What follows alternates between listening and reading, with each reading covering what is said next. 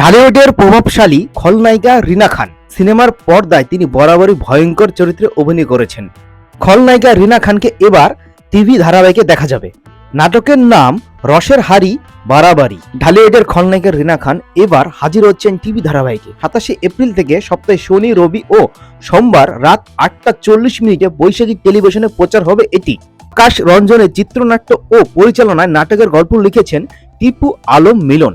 এতে রিনা খান ছাড়াও অভিনয় করেছেন চিত্রলেখা গুহু, আফরান আহমেদ, জিল্লুর রহমান, সাদ্দাম মাল, উদাস শরীফ খান সহ আরো অনেকে। রিনা খান জানান, নাটকের গল্প সম্পর্কে যেটুকু জেনেছি, যার টাকা বেশি তাকে বেশি মূল্যায়ন করে সমাজে, এমনটা তিনি জানান। তাই সমাজের মূল্যায়নের আশায় টাকা আয়ের জন্য অনেক নীতির বিসর্জন দিচ্ছেন। তারই প্রতিচ্ছবি দেখা যাবে এই নাটকে। গল্পটা ঠিক এরকমই ধারণা করা যাচ্ছে।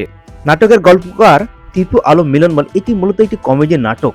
মানুষকে কিছুটা বিনোদন দেওয়া ও সচেতন করার জন্যই আমাদের এই আয়োজন। এই নাটকে দেখা যাবে চামেলি বেগম এমন একজন বিজনেসম্যান যিনি ভেজাল ক্রিম বিক্রি করেন।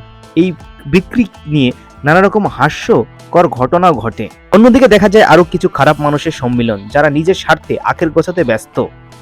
তাই আপনারা যদি এই নাটকটি দেখেন, সব আরো বিস্তারিত জানতে পারবেন।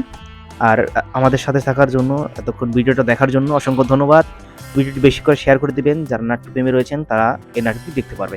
ধন্যবাদ পুরো ভিডিওর সাথে থাকার জন্য। আর যারা এখন পর্যন্ত আমাদের চ্যানেলটিকে সাবস্ক্রাইব করেনি, দ্রুত চ্যানেলটিকে সাবস্ক্রাইব করে নোটিফিকেশন বেল বাটনটি অন করে রাখবেন।